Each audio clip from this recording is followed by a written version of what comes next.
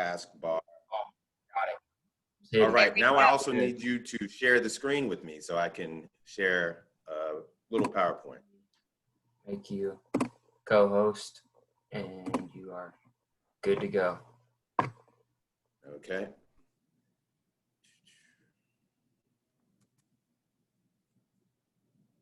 Well, good morning, everyone.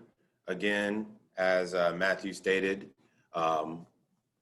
my name is Kofi Darku, and I am the executive director of our CCEC program, which is Career Coaching and Employer Connections. Matthew is our employer consultant. He is our first line working with employers, helping them meet their needs.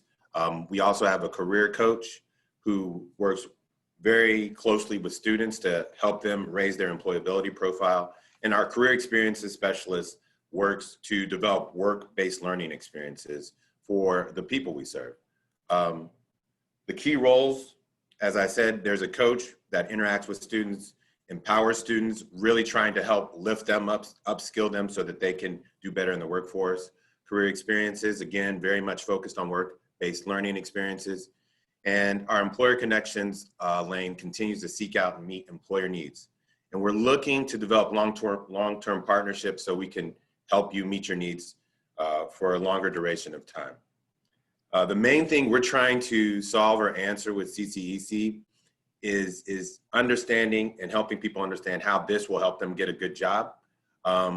We want to articulate how we have a coach, we have specialists, we have consultants that all work together to give individuals a very deep experiential process that will help them complete a portfolio that will definitely raise their level of employability. And again, I can't emphasize that enough. We're just here to, at this time, especially with the pandemic, as people are repositioning for opportunities, they need to have something that's going to help them stand out. This is our goal, to help give them that. I don't really want to go into employability skills so much.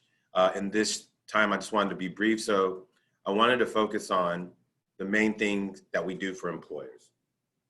We want to secure qualified talent through consistent recruitment strategies, and that's what we do. Our CCEC effort allows us to create a pipeline of students that have a variety of talent, and if we can coordinate with certain employers to help match those needs, we have clear processes for engaging with Ivy Tech students.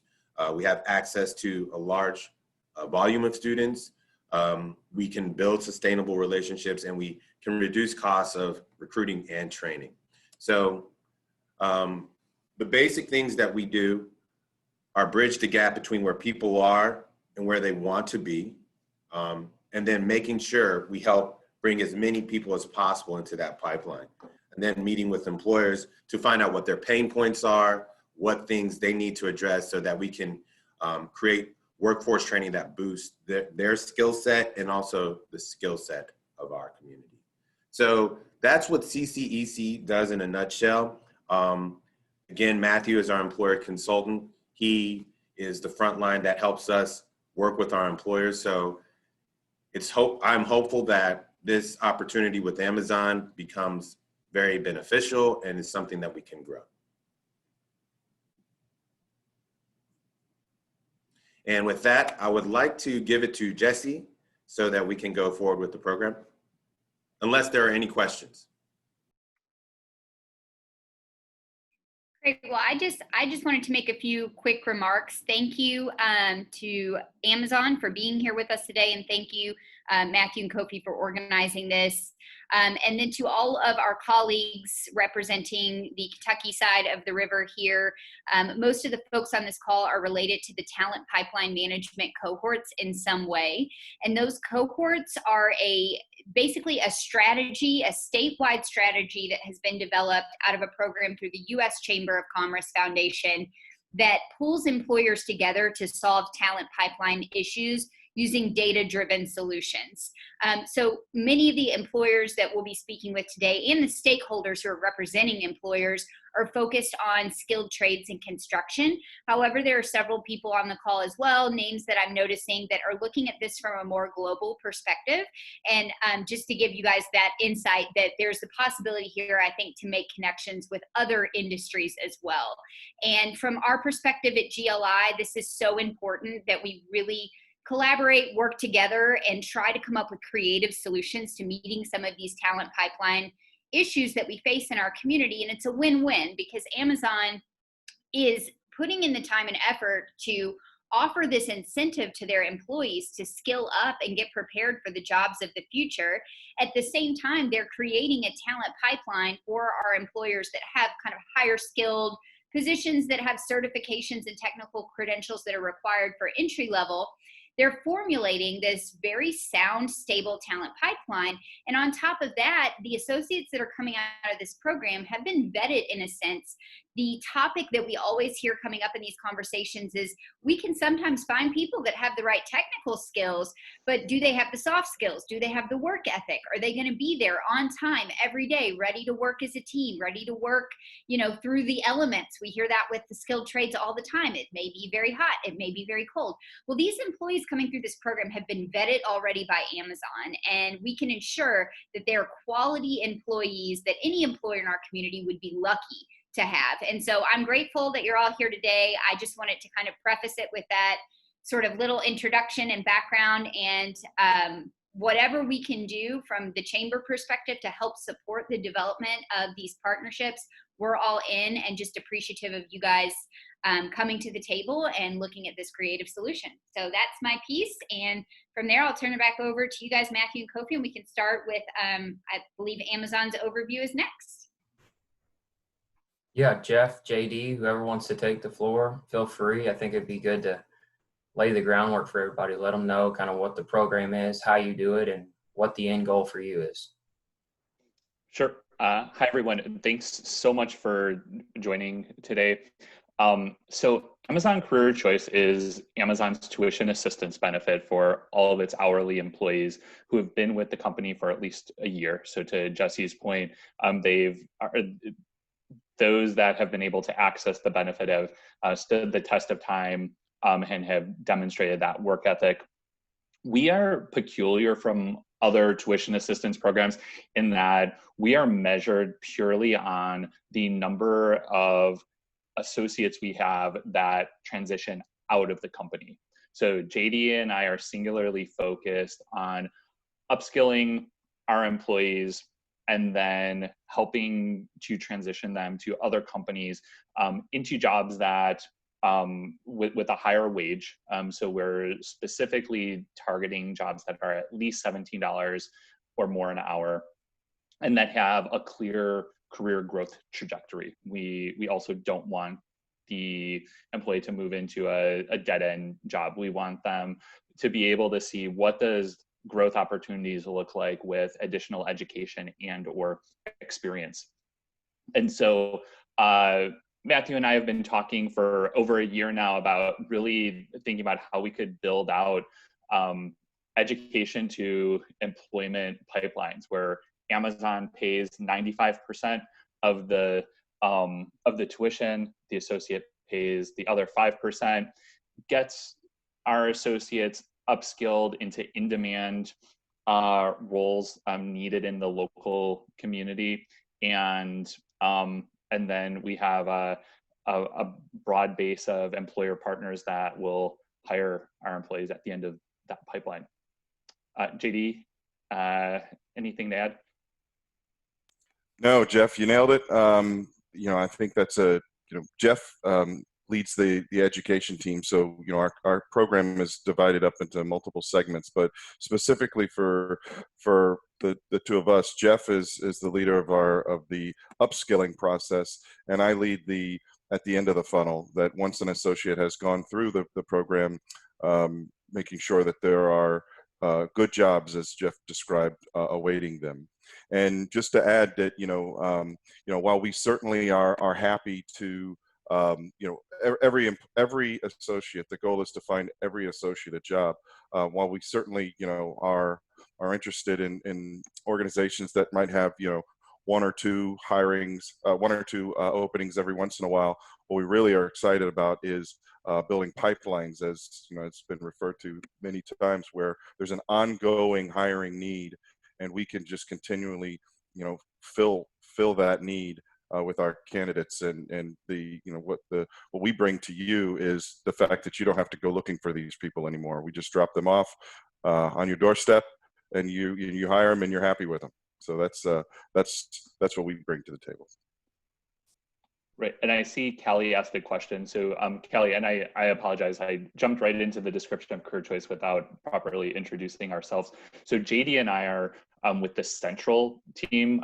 We have a global mandate, but we are specifically, this conversation is specifically targeting the Southern Indiana Fulfillment Center. That being said, if there are employer partners in other regions, then we'd be happy to have continue those conversations and see if we could match those employers with our other local educational partners.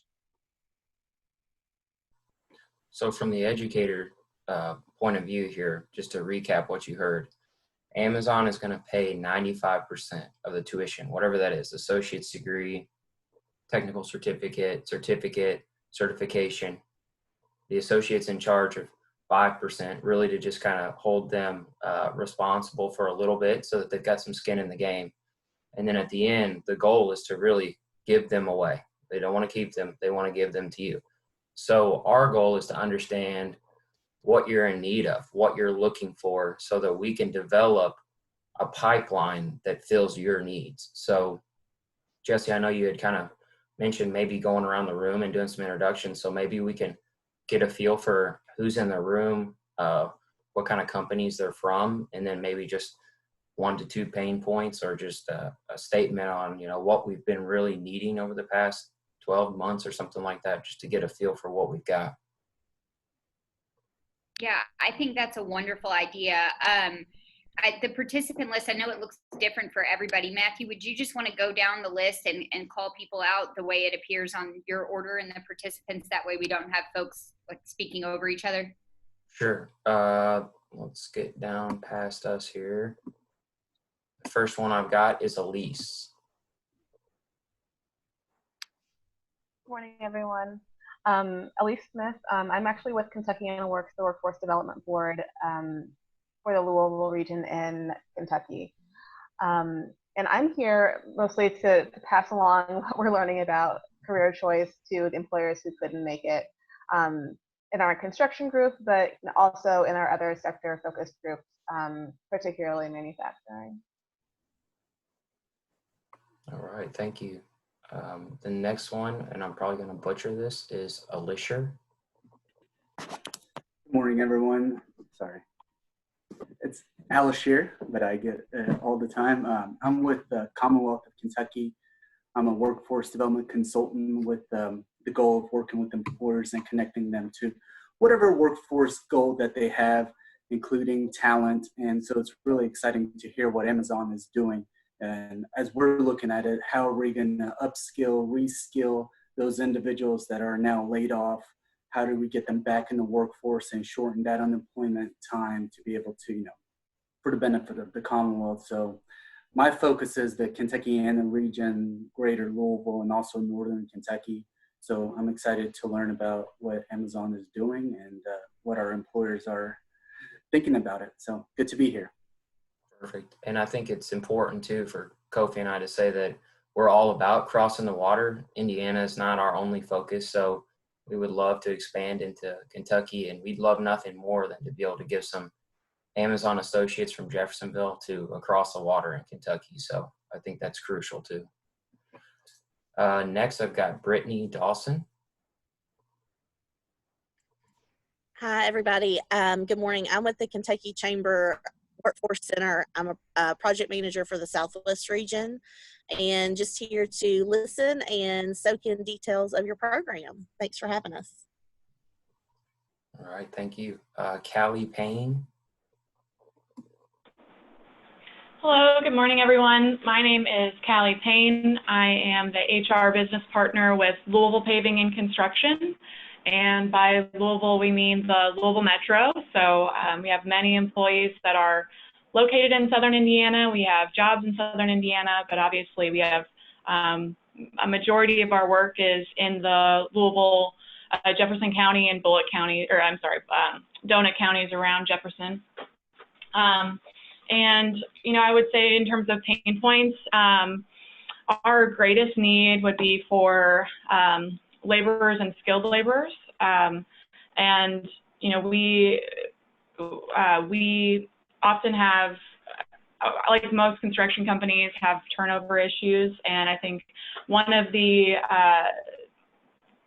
most common comments that I hear from our hiring managers is that people, you know, they're not consistent. They're not consistently showing up to work.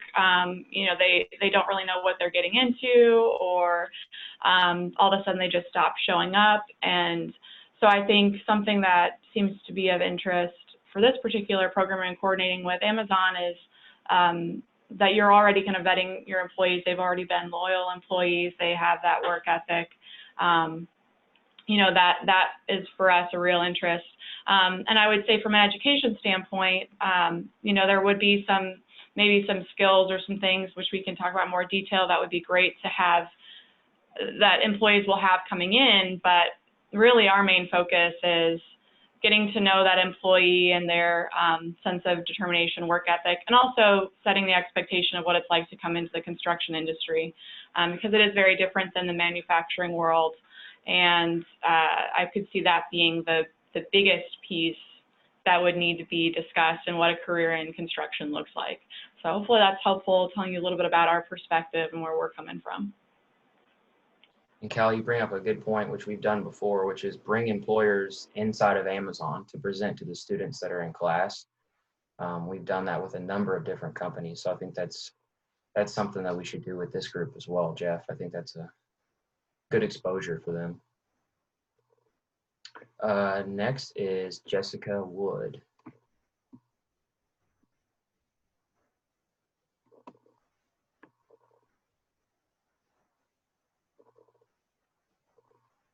All right, we'll keep it moving, and maybe Jessica, we can get Jessica at the end. Lakeisha Miller.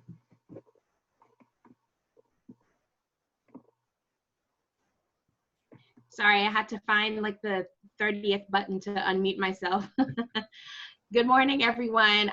So much like Brittany Dawson, I am with the Talent Pipeline Management Initiative out of the U.S. Chamber that Jesse also mentioned earlier. I am the Talent Pipeline System Leader, so I oversee that initiative across the state of Kentucky. So a lot of the employer that are on the line today, they're actually part of one of our collaboratives. So we're really excited to learn a lot more about this career bridge opportunity and how we can bring that to more of our employers in the collaborative. But, you know, if there's an opportunity for us to bring it to other areas, we're certainly open to that too. So absolutely excited that you guys invited us to the conversation, but more excited to see how we can partner. So thank you guys. Thank you. Looks like Lawrence is next. Yes, good morning. Name is Lawrence Winburn, and I'm the Registered Apprenticeship Coordinator for the state of Kentucky. And I am definitely listening in because I deal with a lot of businesses across the entire state, and they're always looking for great hires that have that work ethic. So I'm looking forward to learning more about it and be able to share this with other businesses as I move through the state. Thank you. Sarah Tracy. I was kind of hoping I was next because I got to say, Lawrence, that's the first time I've ever seen you on camera. I was so excited. Nice to put a face with a name today. I apologize to everyone that I am not on camera. I decided to mow my yard last night. I was on camera all day and then turned into a puffy eyeball situation this morning. So I'm going to stay off camera. But I am also with the Kentucky Chamber Workforce Center.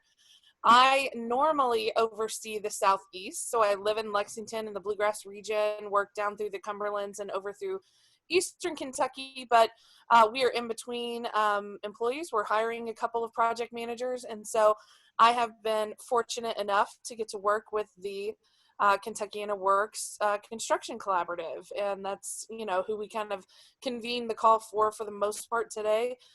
So I'm excited to be here and learn more and continue to work with them in the future. Perfect. Thank you. And last but not least is Tiffany. Hi, everybody. Tiffany Cardwell. So I kind of wear a couple of hats. I work for Mount Joy Chilton Medley, which is a regional CPA and advisory firm, and I'm part of their HR consulting practice. So from that end of things, also am one of the talent pipeline ambassadors for the Kentucky Chamber, and work with several organizations like Kentucky Association of Manufacturers, and basically always helping various clients in Ohio, Kentucky, and Indiana. So I was particularly interested when Jesse brought this up, just because not only from the TPM perspective and also working with Callie on the construction side of things, we also have a business services collaborative that we work with, where, you know, all of those skill sets that you just mentioned are going to be really critical. But the potential of being able, again, to create this pipeline of talent into organizations, especially in Indiana and Kentucky, for me, is a huge interest. So a couple different points why I'm interested in getting involved. Perfect. Well, I appreciate everybody going around the room and introducing themselves. I think from Amazon standpoint and Ivy Tech's, we're kind of trying to figure out 2021 pipelines and start to develop those on putting people into them and what the classes need to be and the certifications and the outcomes. So this is the first group that we've met with so far in planning for 2021. So we're kind of looking for what would an ideal candidate be. I know that everyone's going to say soft skills.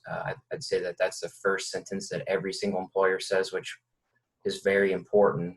But in the trades that you all are in, what type of, I guess, certifications, or maybe, what type of associate's degree or something like that, if you were looking for the ideal candidate, what would they have? Just kind of to throw some ideas out there, so maybe we can help to look for some programs that we can pick for 2021.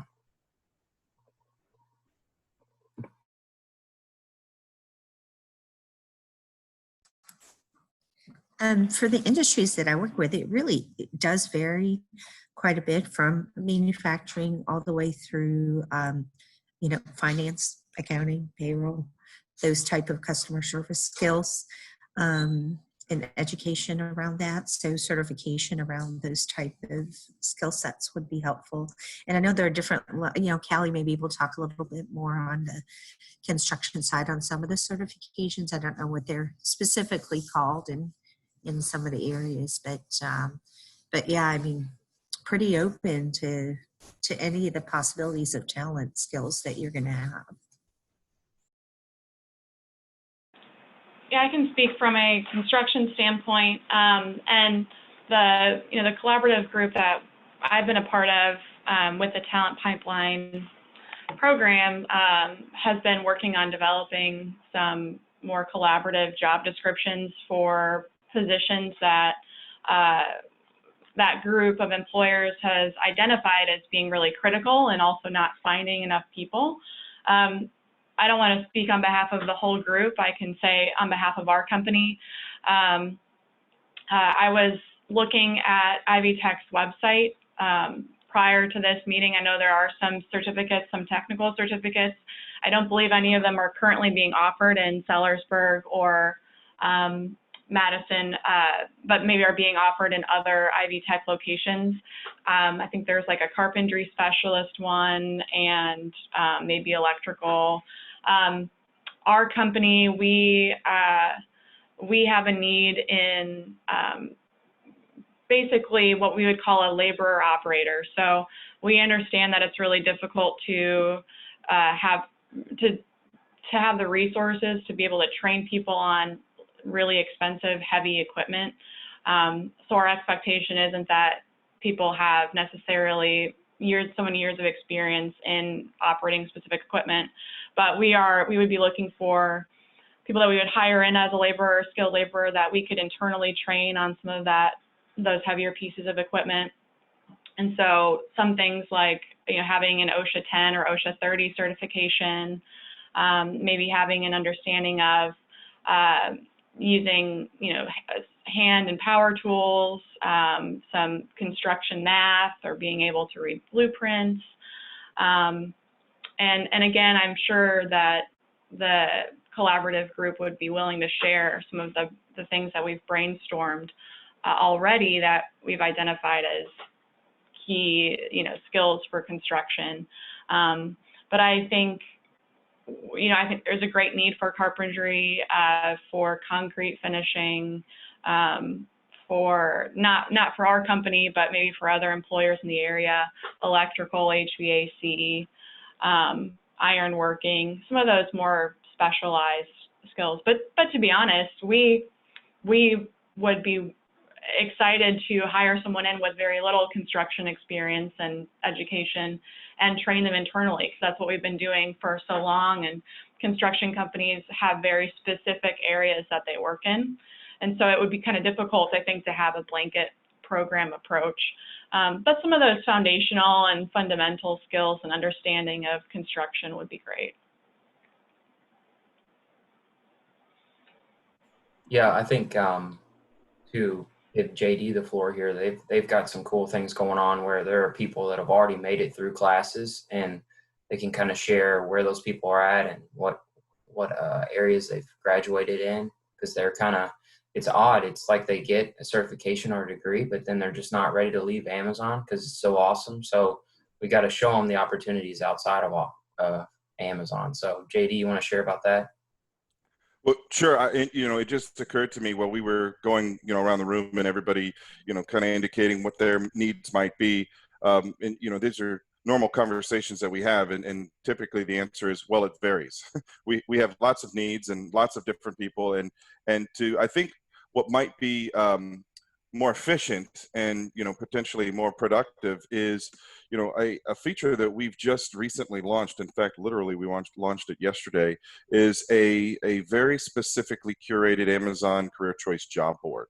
And this is not like a Indeed or a Monster, where it's just a flow of thousands of jobs that are really might or might not even be applicable to our associates. But instead, this is essentially a closed loop job board that is populated only with jobs by our preferred employer partners, and only jobs that have been vetted that are specifically geared towards our Career Choice graduates.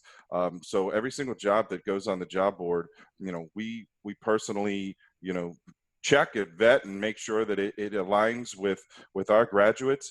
And I see this as an opportunity for the employers out there. Tell us what your jobs are, and we'll post them on the job board, assuming that they are aligned with the programs that we offer and the candidates that we have. And then I think that would be probably the best, most efficient way to connect our associates to your jobs. Can I jump in here with a question for, really the question would be, I guess, for anyone on the call. And this is something that we have talked about in previous discussions, and a sort of facet of this type of program that seems to be kind of the secret recipe, right? The secret ingredient to a smooth transition from employer A to employer B is a strong relationship between those two employers. And so you mentioned the idea of a preferred employer partner, right? So I wonder sort of what does that look like? And the model, not to use the competitor's model because your all's program is fabulous, but they have, UPS has structured a very explicit partnership with Norton Healthcare. And the secret ingredient in that partnership seems to be that as the associates at UPS are pursuing that nursing credential, along the way, Norton is there showcasing their opportunities, promoting entry into that pathway. So recruiting associates before maybe they've even considered a career in healthcare. They get to know the Norton name. They get to know the Norton recruiters. They get to know the workforce staff. They offer job shadows. They offer mentoring opportunities. They offer field trips for the associates to come see what it would be like to work in that culture. And so you guys mentioned this idea of, you all called them like the stale completers, people who have finished their credential, but they don't want to move on because they like the culture at Amazon. But having that strong partnership is really, it would be more compelling for those workers to move on knowing what's on the other side rather than taking a leap of faith. They know Amazon's great. They understand the job. They understand the culture. They feel supported. But leaping over to a new employer where they've not really had that time to interface, they don't know the culture, they don't understand it. I guess that's my question, is what does that preferred employer partner really look like? And how can we develop deeper relationships where employers on this call or who would be interested in engaging with you guys can really promote their company and their openings and their opportunities, not only to the completers, but also to associates who are considering what type of pathway they might want to pursue? Certainly. Well, for starters, I think you outlined quite a bit what a preferred employer partner looks like, and that is somebody who is engaged with our associates, somebody who has an ongoing hiring need, and then of course, as Jeff alluded to, they're hiring their wages and the benefits that are offered and the essentially the quality of life going to that new job is an upward movement for our associates. So that's ideal. Now, just like everything else, COVID has had an impact. So pre-COVID, that is exactly the type of activities that we were doing. Our primary strategy with engagement was on-site engagement with our employer partners. We would have various, what we term as information sessions, where we can go to talk to the associates about the different programs that are available. And then at those information sessions, the employer partners would physically be in the room and validate, as the educator says, look, if you go through this program, you're going to get this degree, and then you have an opportunity to go work for Northrop Grumman. And then Northrop Grumman standing in the back of the room and says, absolutely, we would love to hire, and so much so that in some of our employers are even giving contingency offer letters upon, upon enrollment, and assuming they complete the course, they get a job. So that for us is ideal in that as much engagement as possible, not just at the beginning, but throughout the process and there at the end. Now, with COVID, we've been very limited in what we can do. In fact, our on-site classes have essentially been paused. Everything, has been moved to, virtual classes. Many of the engagements that we've had planned, we just, quite frankly, we're unable to do at this time. But, we fully expect that at some point in time, hopefully in the not too distant future, we will resume those activities. And that is really where, to your point, employers can really start the engagement process. And the more that an associate can visualize, why is it that I'm going through this program? What's at the end of the tunnel? What's the light at the end of the tunnel for me? The greater the likelihood that they're going to be successful through that program, to know already what is waiting for them. Which is why, for example, why the Northrop Grumman partnership is so important, because they trust our associates. They trust that they're the type of candidate they seek. The only thing they're lacking is the education. So they're willing to already go ahead and make a commitment to hire those contingent upon them completing their education. So.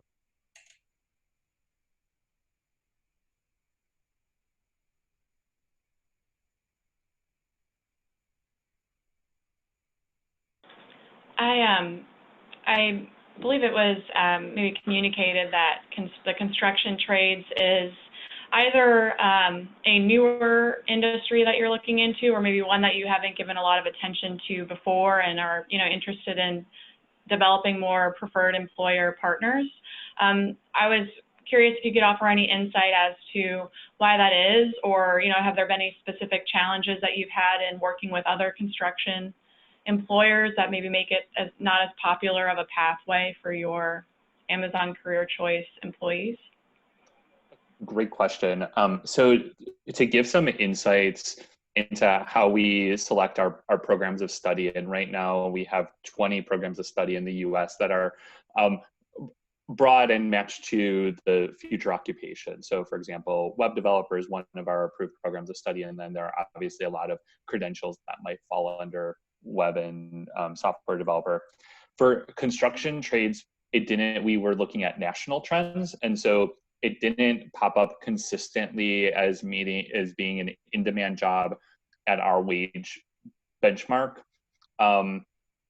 We have also found historically associates weren't as interested in those fields unless, with the exception of there being a really clear pipeline. And so we are open to adding additional programs of study on based on regional needs, especially if there is a clear pipeline of employers. And what I would, and Kelly, I think what you were describing earlier would be an ideal situation, right? If you could let us know what are the skills that are necessary to get folks that intro to construction jobs that would be helpful for you, and then you train them in their specialization, that would be ideal, because we're also looking for training that is portable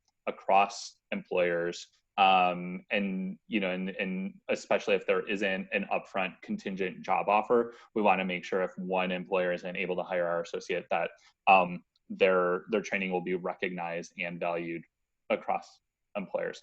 So yeah, so we are completely open to adding additional academic programs, trainings, again, with the caveat that it's going to lead to a job with a wage gain where there is a clear career pathway should the employee choose to pursue that pathway.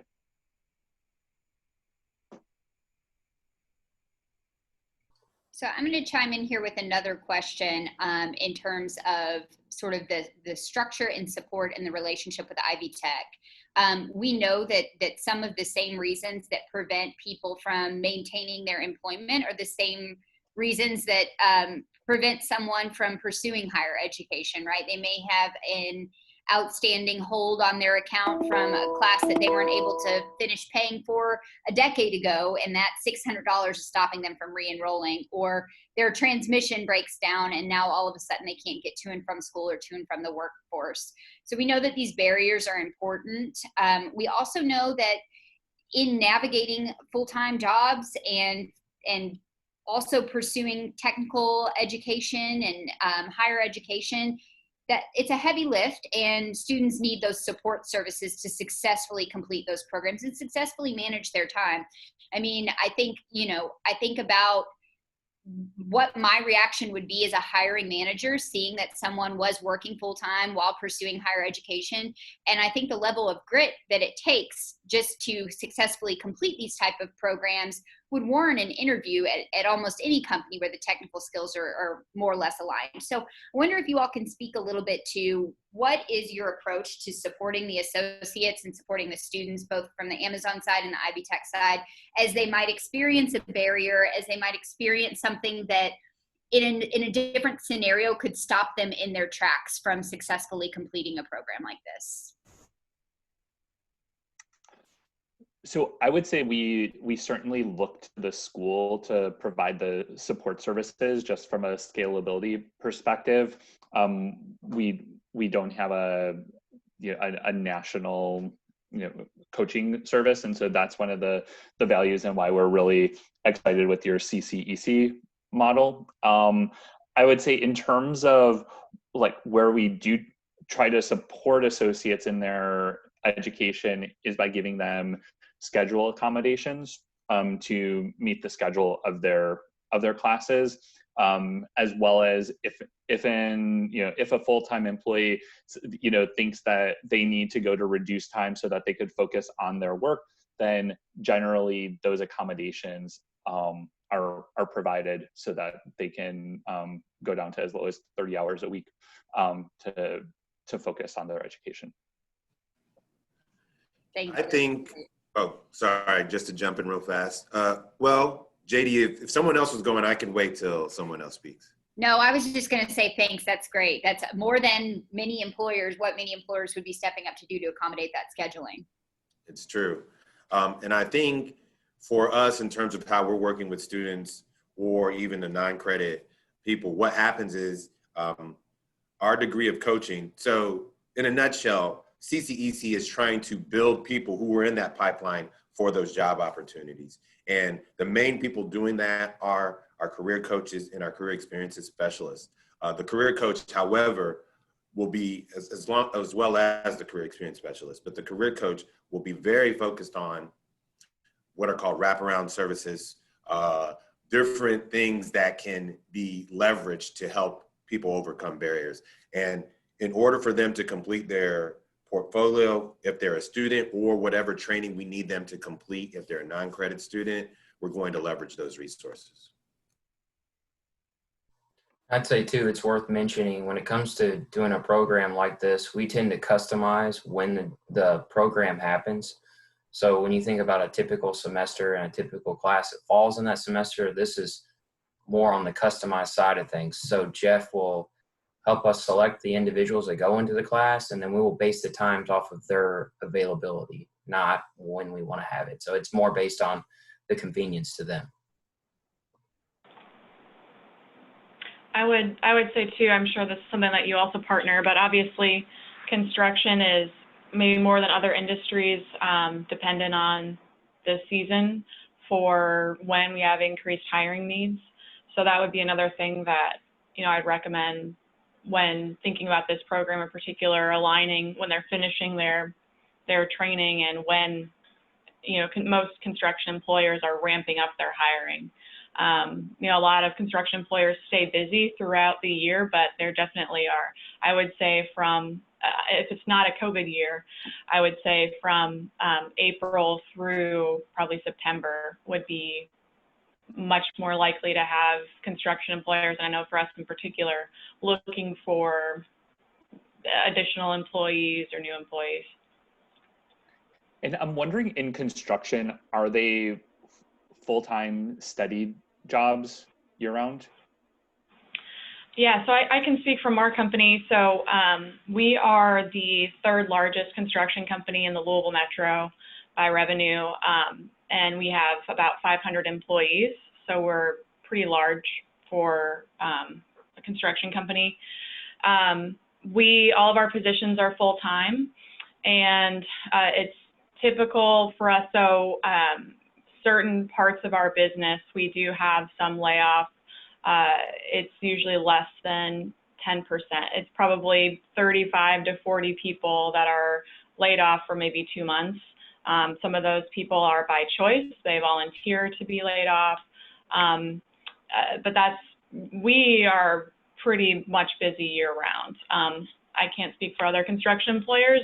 Sometimes they completely shut down, during that time period, but we have a lot of variety in the construction work that we do, so we stay pretty busy year round. But that is something that is part of the construction industry to be aware of. Also, again, it's about setting the expectation. Financial management is a big piece of this as well. Educating people that are wanting a construction career path on, you're working a lot of overtime or a lot of hours during this time, but then during this time, things are a little bit slower. So how do you adequately prepare for that and know that that's coming?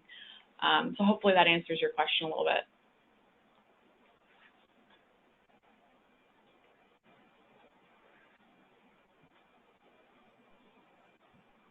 Well, we've got about nine minutes left. So Jeff and JD, I don't know if anything else that you wanted to get out there and share. Hopefully this has been helpful in kind of helping us move forward and try to develop a new pipeline for everyone.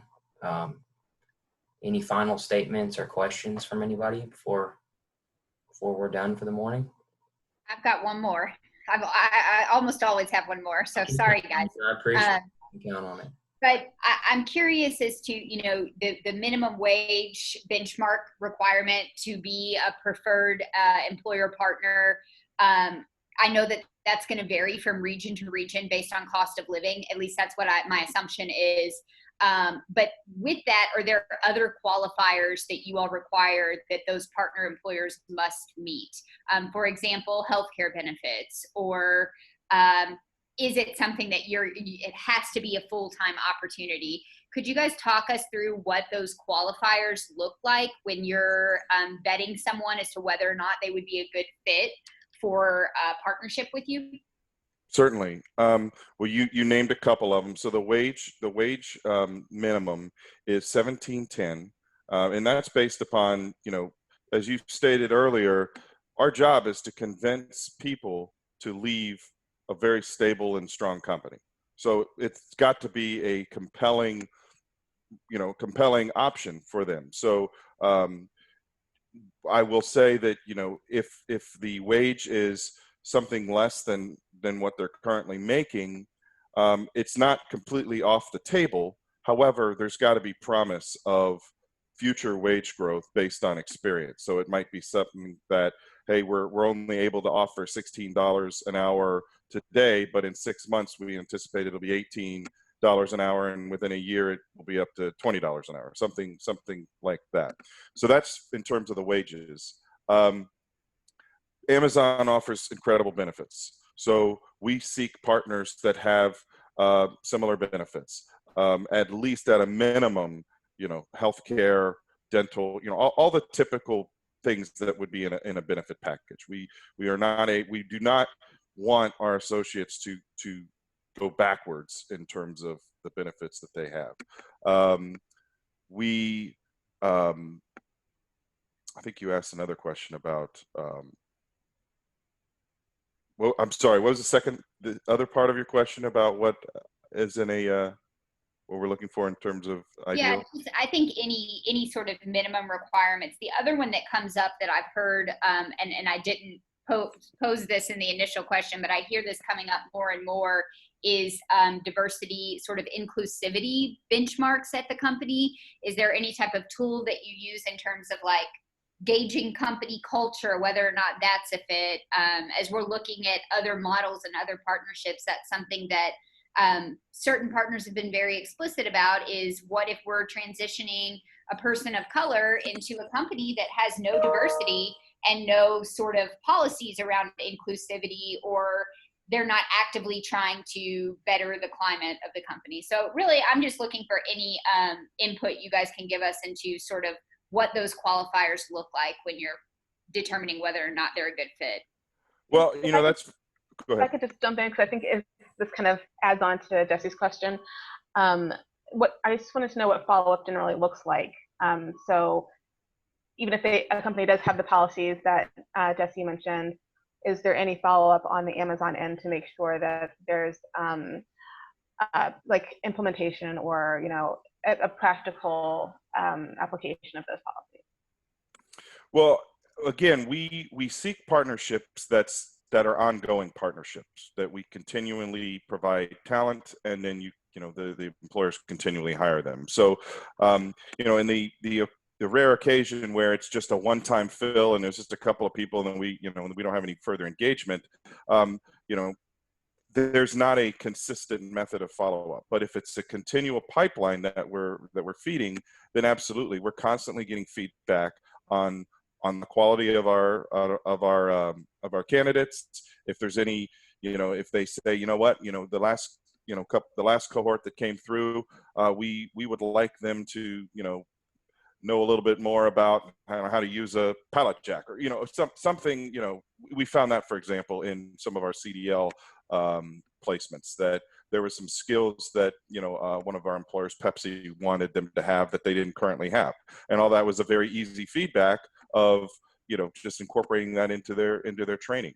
In terms of the diversity and inclusion question, that's actually a good question. To be very honest, that's not something that is currently in our rubric for measuring partners. However, we measure, our partners are global brands that people have heard of, Pepsi, Coca-Cola, Schneider, Werner, Northrop Grumman. Typically, those type of companies have those, type of programs and policies in place. And I will tell you that, if we learn that one of our partners does not meet those standards, then they probably wouldn't be one of our partners for very long. So. That's one great. more question for you all. I'm Go sorry, Jesse, go ahead. ahead. No, I think mine might be the final question because it's about follow-up and next steps. So you go ahead. Okay. So just quickly, a lot of our construction employers in particular find that they have more success as far as tenure with candidates who have been around for a while. They've seen what's out there. They know what their likes and dislikes in their workplace are. So could you kind of give us a quick profile or persona of a typical participant in career choice? I can, if you want a quick profile, it varies. Okay. we have the full spectrum. We have people that literally, just started right after high school, that are young learners, that are, that chose not to pursue college or whatever, and then this is where they started their employment. We have seasoned employees that have had a long professional career in various industries. Some have come to career choice with prior education. Some come to career choice with no education. So we are across the board, in terms of our associates. Jeff, do you have anything more to add? I know that we have certain percentage, higher percentage than others, but anything more to add on that?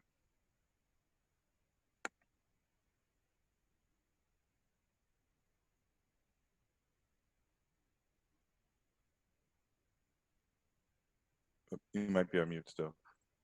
Yeah, sorry about that. No, I would just say I think probably the most important feature is how we started off the conversation is they've been with Amazon for at least a year, have been a reliable employee, but in terms of their background, it is such a diverse group of associates, we wouldn't be able to pinpoint a specific persona or even set up personas. Yeah, and I would chime in too and say the students that we've seen come from Amazon have been anything from high school diploma to even master's degrees going through the same thing. So it's a real mixed bag. Guys, I have to hop off here because I've got to interview someone as we're trying to meet our workforce needs over here at the chamber. But I did want to pose one more question before leaving, and that is, what can we do? There's a lot of us on this group that represent large groups of employers, and so what can we do to better connect them to you all? Is there a website that outlines the program or a flyer that we should be sending when we think a company might be a good fit and have a strong pipeline? And really, I'll leave you guys with the charge, and I'll look back to Matthew and Kofi for follow-up on this, but what can we do to better elevate this program and get the word out? And as I have to hop off here, I just want to thank you all for your time today and for everything that you're doing to develop strong workforce pipelines in our community. So from my perspective, the greatest value is learning what are the needs of the local employers and building programs around those needs. And so that's where I'd start off. Is Amazon is willing and eager to pay for training your next set of employees. We just need to know what are the competencies and credentials you need to hire them, and then Matthew and I will work together to put that curriculum together and get cohorts of Amazonians through the program. And I would just add that, as to address our completer population that already has finished, if you do have jobs that you need filled, tell us, and we can put them on our job board and try to direct our associates to those jobs. You might have mentioned this earlier, but I was just wondering how many have finished and kind of the like when did this start? I'm trying to get a good understanding. And again, as Jesse had mentioned, maybe you have some information, some bullet points as I'm working with various employers. The other thing I forgot to mention is I'm part of the HR Association here in Louisville on their board. And, you know, there are constantly kind of this more, it's not an open, you know, posting that people are looking for certain roles, but more you know, sending emails back and forth between board members. So there are definitely some opportunities that maybe you're not posted out there. But I'd love to, if it qualifies with what you're looking for, be able to send them, you know, in that direction. Well, we have shared, I think, Matthew, we've shared in the past, you know, our current population of STAIL completers in that region, and the various, the numbers and the specific disciplines that they're in. We can give you the most up-to-date list with that. But again, I would, you know, we could certainly do that. But then what we're learning is the best way then to ultimately connect those people to the jobs is to put those jobs on the job board. And that's how we're going to be able to efficiently connect the associates to them. Thank you. Yeah, and Jesse's got a list of those completers, but JD, if you want to send me the latest, I'll get it to Jessie so that she can send it to the whole group. Copy. And we're at 11:03, so I don't want to keep anybody past when they need to go. So if there's nothing else, I think this has been recorded, so I'll send it out to Jesse and everybody else. And if there's no final questions, I just want to say that I really appreciate everybody's time. I know Amazon does as well. And hopefully we can partner together in the near future to make something happen. So I really appreciate it. I did have another quick question if it's not holding anyone up. My question was just, what are some of the requirements that you have for people to be hired at Amazon? You know, are they required to have a GED or high school diploma? You know, do you do random drug testing, that kind of stuff, as benchmarks for being able to work at Amazon?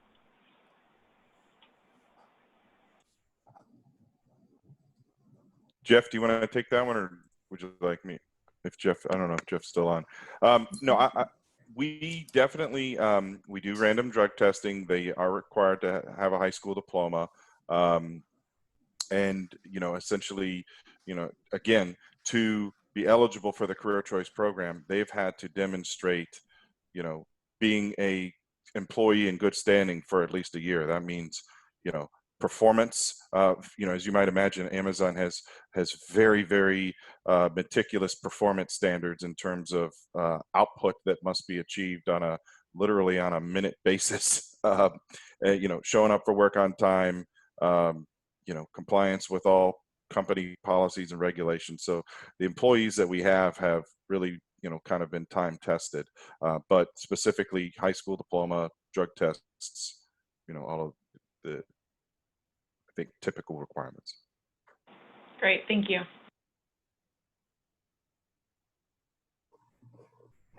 All right, I think that's it. I appreciate everybody's time, and we'll get all this info to you, and we look forward to talking in the near future.